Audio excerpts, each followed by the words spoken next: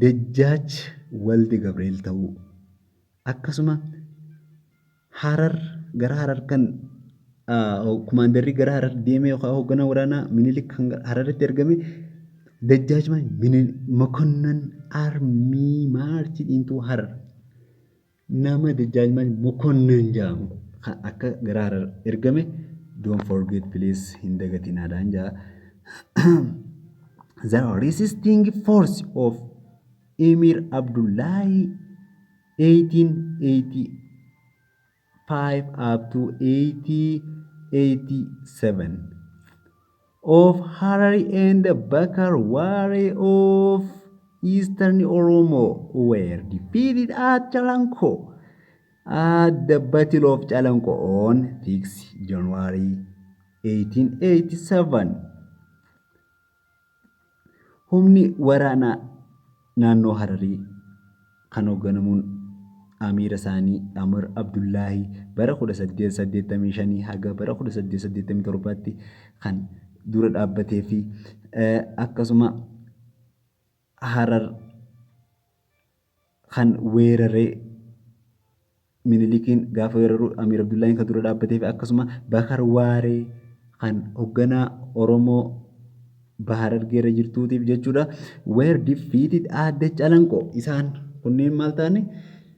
Humna Minilik Dajjaaj Maach yookaan hoogganaa waraanaa Mokonnon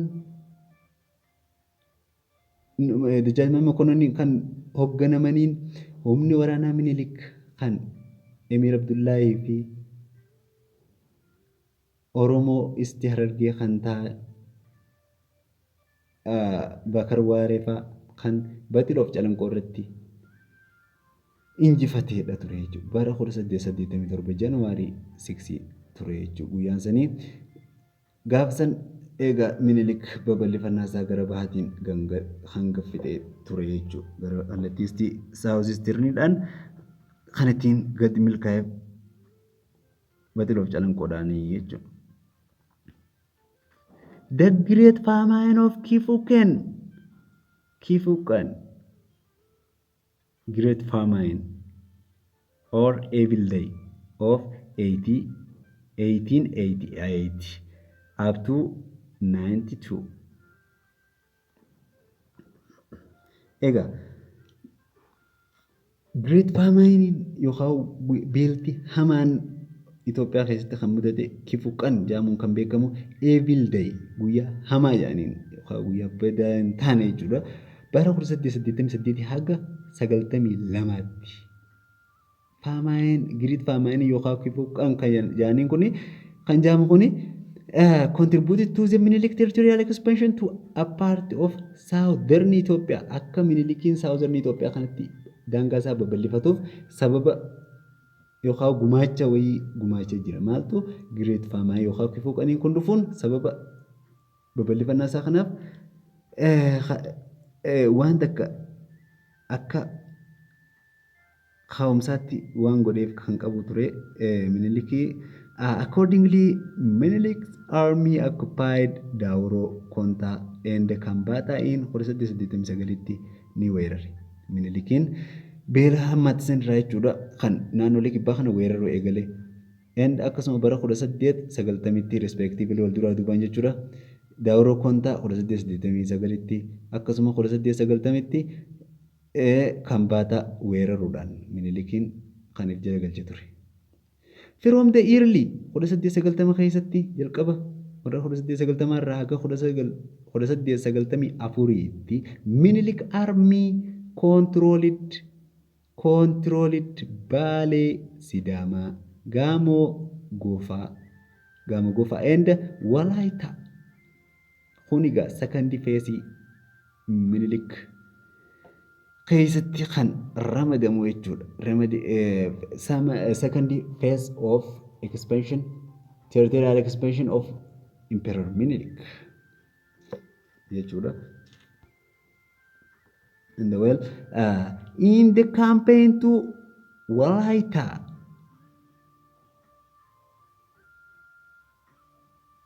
Emperor Minilik and many notables such as Ras Mikhail of Wallo, Dejjaj Balcha Safo, Abba Jifar II of the Jima and etc. participated. In the campaign weerara Walaayitaa Emperor Minilikiin weerara keessatti namootaan hirmaannaa Emperor Minilik deeggaruudhaaf taasisan keessaa Walaayitaan humna waraanaa haala resistaansii hamaa violent resistaansii kan godhanidha jechuudha. Haala addaatiin obstakilii cimaatti ta'uudhaan Minilik dura kan dhaabbachaa turan Walaayitaan gaafa waraana Minilikitti humni isaanii jabaataa dhufte Minilikiin gargaarsa kan barbaadee fi kan namootaan hooggantoota bulchaalee kanneeniin kan deeggaraman turanii jechuudha. Kunis namootaan eenyu fa'aadha? Raas Mikaa'el kan Walloo bulchuu, Dajjaaj Baalchaa Saafoo, Abbaa Jifaar lammaffaa kan Jimma bulchuu fi akkasuma namoonni kana kanaa kun kan keessatti hirmaatanii Walaayitaa kuffisuu danda'anidha jechuudha. Maaliif Walaayitaan tooftaa waraanaatiin baay'ee jabdu waan ta'eef. Walaayitaa resistance lead by Walaayitaa resistansiin eenyuun kan durfamtee turte qabsoon uummata Walaayitaa kun egaa mootummaa Walaayitaa kan ture Kingdom of Walaayitaa yookaan Kaa'u Toona kan jedhamu yookaan King Toona Kaa'unga title of Walaayitaa akka ta'e ni beekama. Jalqaba yuunivarsiitii keessatti kan barannee turree fi Kaa'u Toona in the kingdom of or the last kingdom of Walaita incorporated Emperor Minilik in 1894. Kautona resisted against Minilik force was defeated in 1894 in which a large number of people lost their life. Ummata baay'ee kan bakka sanitti kan dhumanidha jechuudha. Bara sanitti dhiiga cimaa booda yookaan dhiiga baay'ee boodaan dhiigni baay'een dhangala'uudhaan ergasii gara Walaayitaan kun kufuutti kan dhufedha jechuudha. Cimeenya Walaayitaati kanarraa kan hubannu jechuudha. Minilik force incorporated Kafa, Borana, Benishangul and Gambella after the Battle of Adawa. Battle of Adawa boodetti kan jennuunga bara 1886 boodetti third phase of territorial expansion idha. Kuni third phase of territorial expansion by Emperor Minilik jechuudha. Kunis bara 1896 boodetti haga bara 19tti kan incorporated ta'an eenyu fa'aadha? Kafaa. Kafaanis akkuma beekamu humna waraanaa cimaa waan qabduuf jecha akkuma Walaayitaan dura dhaabbattee turtetti daran humna namaatii fi meeshaan cimaan kan gatii jabaa Minilikiin itti kafalee fi booddee garuu dhumtisi injifatamuu kan taate Kafaan fi akkasuma Booranaa, Benishangul and Gambella after the Battle of Adawa. Kunin warreen Battle of Adawa boodetti third phase of expansion territorial expansion idha ture jechuudha. The process of the incorporation of Kafa. The process of incorporation of Kafa paralleled the Walaita experience. Sorry. The process of the incorporation of Kafa.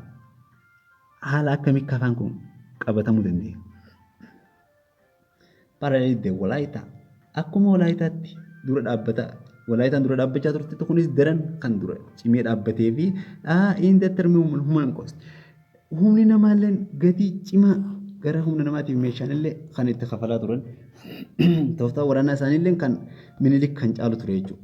Baay'inumaan kan Minilikiin injifachuu danda'e malee. In 1897, the king of Kafa, Tatogaki Sharacho Khanjamu, fought and lost to Minilik army led by Ras Waldi Gurgis. Humni Minilik kan hoogganaa ture. Hoogganaa waraana Minilik yeroo duriingi The campaign of Kaffa States was led by Ras Walde Gorgis. Walde Gorgis nama jedhamu. Ras Walde Gorgisiitiitu waraana Minilik hoogganaa ture kan taatoo Gaakii Sharaachoo yookaan Kingi Kafaa of taatoo Gaakii Sharaachoo. Egaa Gaakii Sharaachoo kuni taatoon taayitilii mootii isaanii waan ta'eef Kingi jechuudha. Kingi Gaakii Sharaachoo or taatoo Gaakii Sharaachoo kan jennuun kuni fought and lost to the Minilik led by Ras Walde Gorgisiin kan ta'e jechuudha. Ras Walde Gorgisiin kan isa kuffisee Kafaa control akka taatu godhe. Kunis sardifeesiidha ture jechuudha. After Minilik, the process of the centralization and establishing a unitary state. After Minilik, boodara Minilikiin maal godhe? Adeemsa centralization isaa kanaa fi establishing unitary state continued by abolishing regional autonomies. Kunis adeemsa mootummaa tokko uumuu fi unitary state uumuu akkasuma autonomous state dhabamsiisuu kana kan ittiin milkaa'ee adeemsa hunda xumuruu danda'e Itoophiyaa amma jirtu kana kan hundeesse Imperial Minilik ture jechuudha. Haalli inni keessa deemee adeemsi inni keessa deemes karaalee kanneen ture. Kunis gaa wanni amma adda baasuun asirraa barbaachisu ijoon gaafii irratti hin hafne maal ture? Warreen first phase keessatti eenyu qabamanii turan eenyu akka karaa nagayaatiin harka kannatan peacefully submittidiin eenyu forcefully submittidiin first phase keessatti eenyu second phase keessattuu eenyu faana turan Walaayitaan last king of Walaayitaan eenyu last king of Kafaan eenyu last king of Kafaa Gaakii Sharaachoo last king of Walaayitaa Kaawutoonaa don't forget please. Kunneen warreen as keessaa gaafii ta'ee dhufuu danda'u jechuudha. Adeemsa centralization isa kan haalli itti xumuranis kunis kan gaafii ta'uu danda'udha jechuudha.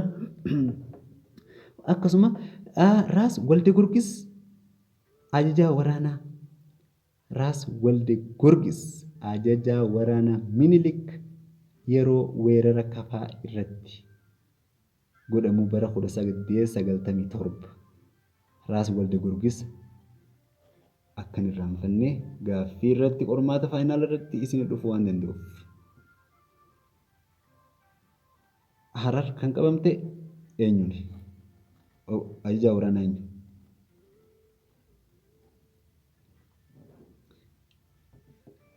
Arsiin kan qabamte ajajaa waraanaa Minilik eenyuuni? Walaayitaan kan qabamte ajajoota waraanaa Minilik eenyu fa'aadha? Akkamitti ta'u? Tunniin gaafii as keessaa dirqama yoo hin baramne bira dabruu hin qabnedha jechuudha. Tana malees gaaffiin hedduudha suuta koonseptii fi mojuula irraa bal'inaan kan jiruu fi achirraa dubbisuun kan danda'amu. Kun paawerpoointiin kallattuma nama argisiisuudhaaf jechuudha. The modernization attempt of the reign of Emperor Minilik kan jedhu next time kan itti deebinu taati arraaf gaasumatti kan dhaammadhu taa gurmuutuuf miidiyaa keessan miidiyaa filatamaa isin qabdan ta'uu kan qabuu fi kan bira dhaabbachuu qabdan jechuudha. Gurmuutuuf faana akka taatan abdii guddaadhaan isinirraa qaba. Haga yeroo itti aanutti nagaa.